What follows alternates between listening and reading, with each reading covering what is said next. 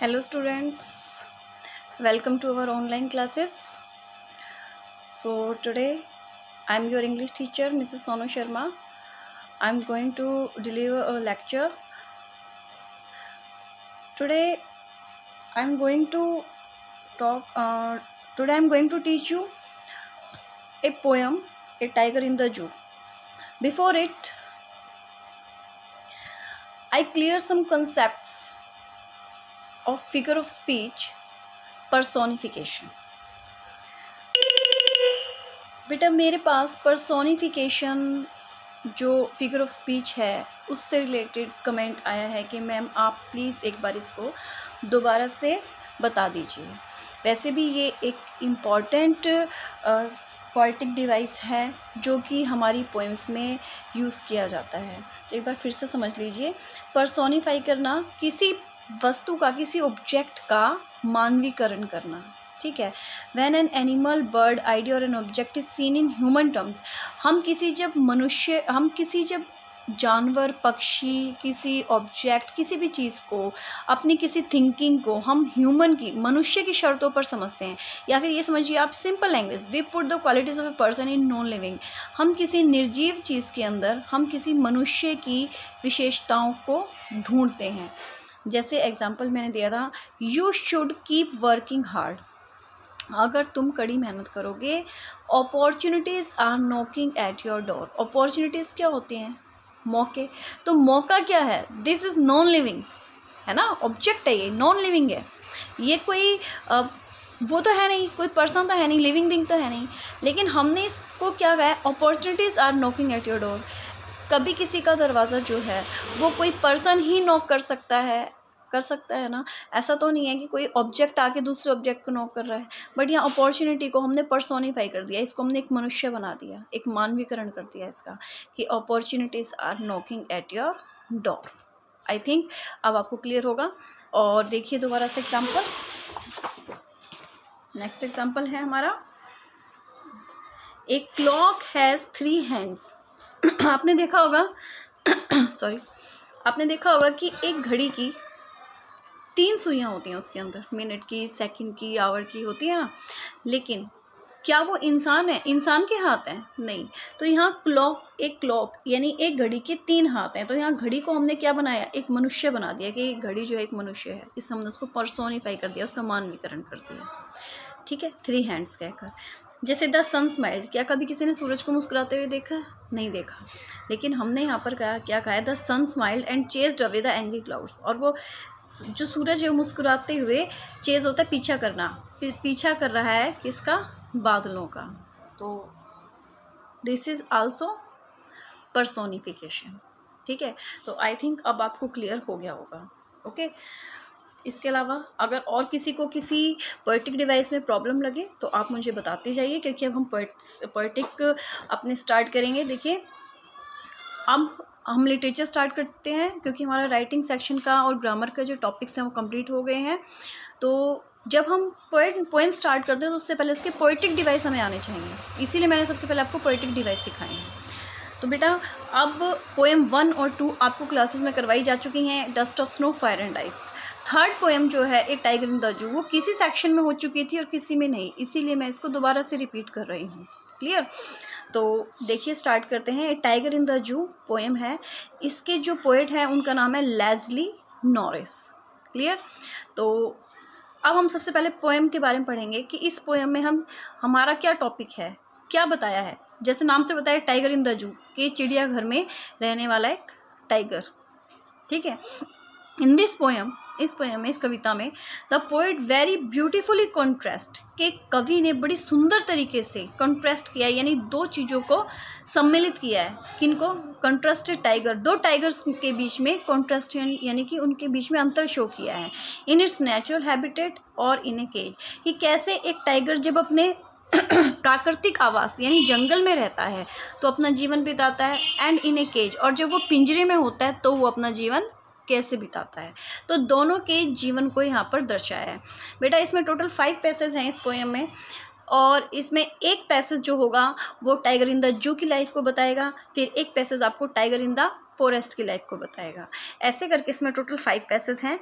ठीक, जिसमें 3 पैसेज ऐसे होंगे जो कि आपको टाइगर इन द जू की लाइफ के बारे में बताएगा कि जू में एक चिड़ियाघर के पिंजरे में उस टाइगर की लाइफ कैसी होती है, और 2 पैसेज ऐसे होंगे जो आपको टाइगर इन द फॉरेस्ट की लाइफ के बारे में बताएगा। क्लियर।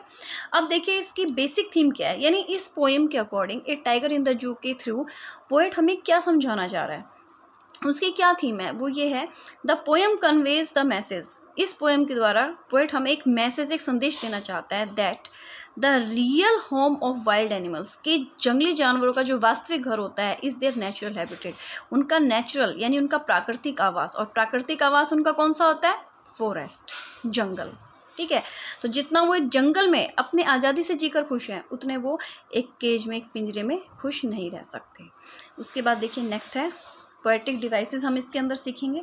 देखो पोएटिक डिवाइस आपकी हर पोएम में है, तो इसमें हमारे 3 पोएटिक डिवाइस हैं, रेपिटिशन, पुनरावृत्ति, राइट, और एजोनेंस, और उसके बाद है मेटाफर। ये 3 हमने सीखे थे। क्लियर। अब जैसे पहले हम इस पोएम को पढ़ेंगे, पोएम को पढ़ते पढ़ते जहाँ जहाँ आपकी रेपिटिशन, एजोनेंस और मेटाफर का यूज़ होगा वो मैं आपको साथ के साथ दिखाती जाऊँगी। क्लियर।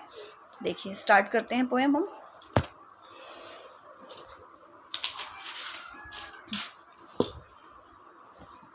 देखिए बेटा, इसमें फर्स्ट पैसेज है, he stalks in his vivid stripes. ठीक है, स्टॉक्स होता है अकड़कर चलना। ठीक है, इन हिज विविड, स्पष्ट रूप से दिखाई देने वाली, स्ट्राइप्स होता है धारियाँ। आपने देखा होगा कि टाइगर की बॉडी पर धारियाँ, स्ट्राइप्स बनी होती हैं। ठीक है, स्ट्राइप्स को धारियाँ कहते हैं। विविड होता है स्पष्ट रूप से, और स्टॉक्स होता है अकड़कर। तो स्पष्ट रूप से दिखाई देने वाली धारियों के साथ अकड़कर चल रहा है। The few steps in his cage, कुछ ही कदम चल रहा है, कहाँ पर, अपने केज में, अपने पिंजरे में। On pads of velvet quiet in his quiet rage, अपने मखमली जो गद्दमदार पैर हैं उनसे चल रहा है। इन हिज क्वाइट रेज, और बड़ा शांत चल रहा है, और रेज होता है गुस्सा, गुस्से से भरकर बड़े शांत प्रवृत्ति से वो अपने पिंजरे में कुछ कदम घूम रहा है। ठीक है, लेकिन चल कैसे रहा है, स्टॉक, अकड़कर चल रहा है। क्लियर। तो अब ये जो हमने पैसेज पढ़ा है, इस पैसेज से रिलेटेड आपको कोई पोएटिक डिवाइस इसमें नज़र आ रहा है? आ रहा है क्या, बताइए। आ रहा है। देखिए इसमें आ रहा है हमें, इसमें हमें रेपिटिशन नज़र आ रहा है ना। रेपिटिशन क्या है, वेलवेट क्वाइट, क्वाइट रेज। अब ये क्वाइट क्वाइट इस पोएम में 2 टाइम्स जो है वो रिपीट हो रहा है ना, वेलवेट क्वाइट और क्वाइट रेज। तो हम क्या बताएंगे अगर पूछा जाए कि what is the poetic device in this passage, तो आप क्या बताएंगे, velvet quiet comma quiet rage, और इसके आगे लिखेंगे रेपिटिशन, यानी इसका पुनरावृत्ति हुई है, इसको इसी वर्ड को दोबारा से रिपीट किया गया है। ठीक है, और देखिए, और इसमें एक और भी आपको इसी पैसेज के अंदर आपको एक और भी पोएटिक डिवाइस दिया है, वो है एजोनेंस। एजोनेंस यानी स्वर साम्य अलंकार। अब इसमें देखिए, मैंने आपको कल बताया था, जहाँ फर्स्ट कॉन्सोनेंट साउंड आपको क्लियर नज़र आ रही हो, यानी व्यंजन आवाज़ सुनाई दे रही हो, लेकिन उससे नेक्स्ट जो है वो आपका वोवल हो। अब जैसे वो इसमें क्या गिवन है, देखिए वो है इसमें इन हिज क्वाइट रेज। देखिए in his, sorry, in his quiet rage नहीं, इन हिज विविड स्ट्राइप्स। ये जो वर्ड है ये आपका एजोनेंस है। कैसे, इन ई की साउंड आ रही है, हिज, ही, इसमें भी ई की साउंड आ रही है, विविड, वी, ई, वी बोला जा रहा है ना, तो वी में भी ई की साउंड आ रही है ना, स्ट्रिप्स, ई, तो इन हिज विविड स्ट्रिप्स। ये भी ये क्या है, ये एक पोएटिक डिवाइस है जिसको हम क्या कहते हैं, एजोनेंस कहते हैं। क्लियर। और देखिए इसी पैसेज के अंदर एक और भी पोएटिक डिवाइस है जो कि है मेटाफर। क्या है, मेटाफर। मेटाफर क्या होता है? मेटाफर होता है आपका रूपक अलंकार। अब इसमें लाइक का यूज़ नहीं किया हुआ, लेकिन उसमें क्या किया हुआ है? कंपैरिजन किया हुआ है लाइक का यूज़ किए बिना। क्या लिखा हुआ है? पैड्स ऑफ वेलवेट लिख रखा है, यानी कि मखमली पैर। अब पैरों को वेलवेट क्वाइट, जो उसके पैर हैं गद्दमदार हैं, मखमली हैं, वेलवेट हैं, है ना, तो उसके पैरों को किससे कंपेयर कर रखा है? वेलवेट से कर रखा है, लेकिन लाइक नहीं लिख रखा। तो एक हमारी पोएटिक डिवाइस ये है और एक हमारी पोएटिक डिवाइस ये रहेगी, वेलवेट क्वाइट, क्वाइट रेज। ठीक है, वेलवेट क्वाइट, क्वाइट रेज ये आपकी रेपिटिशन है। ऑन पैड्स ऑफ वेलवेट ये आपका मेटाफर है। इन हिज विविड स्ट्राइप्स ये आपका एजोनेंस है। इस टाइप से हम एक पोएम के पैसेज में और पोएटिक डिवाइसेस को फाइंड आउट करते हैं। क्लियर? अब देखिए इसी से रिलेटेड आपका जो पेपर में आते हैं बेटा 1 मार्क्स के जो क्वेश्चन आते हैं पेपर में, उसमें फर्स्ट क्वेश्चन यही रहता है, name the poet of the poem. तो पोएट का नाम याद रखेंगे लेस्ली नॉरिस। फिर what physical qualities of the tiger have been mentioned here, कौन सी फिजिकल क्वालिटी बताई है? Vivid stripes and velvety paws, है ना, उसके पंजे बताए हैं मखमली और स्पष्ट धारियां जो दिखती हैं उसकी फिजिकल आइडेंटिफिकेशन बताई है। How is tiger feeling in his cage, वो कैसा महसूस कर रहा है उस केस में? The tiger is in rage but he is quiet, वो गुस्से में है लेकिन शांत है।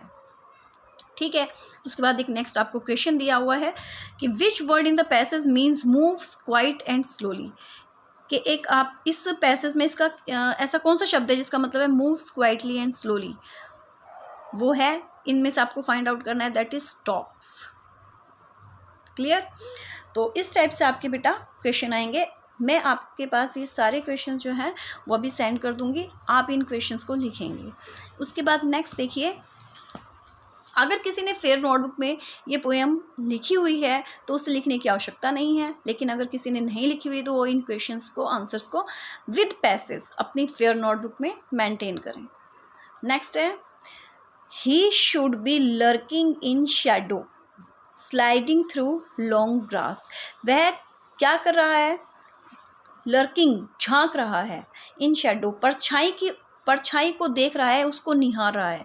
स्लाइडिंग थ्रू लॉन्ग ग्रास, और बड़ी बड़ी घास में धीरे धीरे आगे की ओर सरक रहा है। स्लाइडिंग होता है फिसलना, फिसल रहा है आगे की ओर, क्योंकि बड़ी बड़ी घास है उसमें से वो दिखेगा नहीं, जिस शिकार को पकड़ने जा रहा है उस शिकार को पता भी नहीं चलेगा, क्योंकि वो बड़ी बड़ी घास के बीच में से आगे की ओर बढ़ रहा है। अब वो कहाँ बढ़ रहा है? नियर द वाटर होल, पानी के होल के नज़दीक, जहाँ पानी का तालाब है उसके नज़दीक बढ़ रहा है। अब वो वहाँ क्यों बढ़ रहा है? क्योंकि वहाँ क्या है? Where plump deer pass, plump होता है मोटा ताज़ा, जहाँ से मोटे ताजे हिरण गुजरेंगे उस पानी के होल के पास वो धीरे धीरे घास में से होते हुए सरक रहा है। क्लियर? तो अब ये जो स्टेंजा था, इसमें से अगर आपको कोई भी पोएटिक डिवाइस नज़र आए तो आप मुझे ज़रूर बताएंगे या अपनी नोटबुक में लिखेंगे। ठीक है, वैसे अकॉर्डिंग टू मी मुझे यहाँ पर कोई पोएटिक डिवाइस इस पैसेज में नज़र नहीं आ रहा है। ठीक है, अब आगे देखिए इसका क्वेश्चन, फर्स्ट क्वेश्चन सभी पैसेज का रहेगा, name the poet of the poem, वो आप लिख लेंगे। Second, who does he in the stanza refer to, अब ये स्टेंजा किसके लिए? यहाँ पर ही कौन है? ए टाइगर इन द जू है या a tiger in the forest है? तो आप क्या बताएंगे? He refers to a tiger who has been locked in a zoo. Sorry, ये तो इसमें मिस्टेक है, he here refers to a tiger who has been locked in a zoo नहीं आएगा यहाँ पर आएगा refers to a tiger who lived in forest, जो कि कहाँ रहता है? जंगल में रहता है। ठीक है, why would he be lurking in shadow, अब वो शेडो को क्यों निहार रहा है? He would be lurking in shadow so that his prey can't know that he is there, ताकि उसके प्रे यानी शिकार को ये पता नहीं चले कि वो उनके आसपास है। कौन? Tiger. What does he hope to find there, वो वहाँ पर किस उम्मीद से छुपा हुआ है घासों में? He hopes to find there a plump deer, कि उसे उम्मीद है कि वहाँ एक मोटा ताज़ा हिरण उसको खाने को मिलेगा। उसके बाद नेक्स्ट देखिए,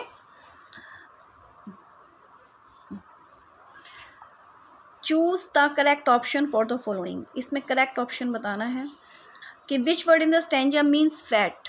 किस वर्ड का मीनिंग है फैट यहाँ पर? तो आप बताएंगे प्लम। प्लम का मीनिंग यहाँ पर क्या है? फैट है। फिर देखिए, he should be snarling around houses at the edge, at the jungle's edge. Jungle edge, जंगल के किनारे पर जो घर बने हुए हैं वो उनके चारों ओर स्नार्लिंग, घुर्रा रहा है, जोर जोर से घुर्रा रहा है। Bearing his white fangs, his clause terrorising the village. और गांव वालों को आतंकित कर रहा है। टेरराइजिंग करना, आतंकित करना, क्या दिखाकर? अपने पंजे और अपने फैंग्स, जो उसके बड़े बड़े सफ़ेद दांत हैं, ठीक है, उनको, बाइटिंग जो उसके टीथ हैं उनको दिखाकर, अपने पंजों को दिखाकर उन्हें टेरराइजिंग यानी आतंकित कर रहा है। ठीक है, तो बेटा इस पैसेज में भी कोई पोएटिक डिवाइस नज़र नहीं आ रहा है, तो इसलिए इसके सीधा क्वेश्चन रहेंगे। फर्स्ट क्वेश्चन आपका सेम वही रहेगा, name the poet of the poem. Bar bar poet का नाम लिखने से बेनिफिट ये रहता है कि आपको उसकी स्पेलिंग याद हो जाती है। ठीक है, तो इसका नाम क्या है? Leslie Norris. Next question, why do you think he should be snarling around houses. आपके अनुसार वो घरों के चारों ओर चक्कर लगाकर क्यों घुर्रा रहा है? He is snarling around houses to get at some domestic animal for his food, कि उसे कोई डोमेस्टिक यानी पालतू जानवर उसके भोजन के रूप में मिल जाए। What does he do while moving at the jungle's edge. जब वो जंगल के किनारे पर जो घर बने हुए वहाँ घूम रहा है तो क्या कर रहा है साथ में? He shows his white fangs and his claws. ठीक है, how do the villagers feel. उस समय विलेजर कैसा फील कर रहे हैं? द विलेजर्स फील टेरिफाइड, डरा हुआ महसूस कर रहे हैं, because they can hear the tiger snarling around their houses, क्योंकि वो शेर के घुर्राने की, चीते के घुर्राने की आवाज़ अपने घरों के चारों ओर सुन रहे हैं। नेक्स्ट है, choose the correct option for the following. अब स्नार्लिंग के लिए यहाँ पर करेक्ट ऑप्शन क्या होगा? केटरिंग, थ्रेटनिंग होगा या फिर ग्राउलिंग और स्मेलिंग होगा? तो क्या आएगा बेटा यहाँ पे? आपका ग्राउलिंग आएगा।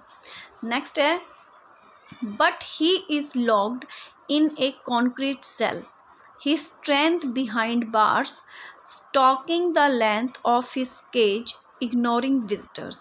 ठीक है, अब देखो, but he is locked in a concrete cell, तो ये कौन से टाइगर की बात की गई है? ए टाइगर इन द जू की, कि he is locked in a concrete cell, उसे एक ईंट और पत्थर की सेल में यानी पिंजरे में लॉक कर रखा है, बंद कर रखा है।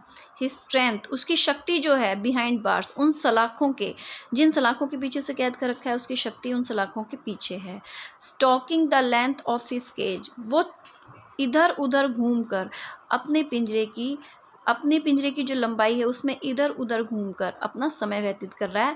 इग्नोरिंग विजिटर्स, और जो पर्यटक उसको देखने आ रहे हैं उनको, उनकी अनदेखा कर रहा है। इग्नोर करना, अनदेखा करना। ठीक है, तो आई होप ये आपको समझ में आया होगा।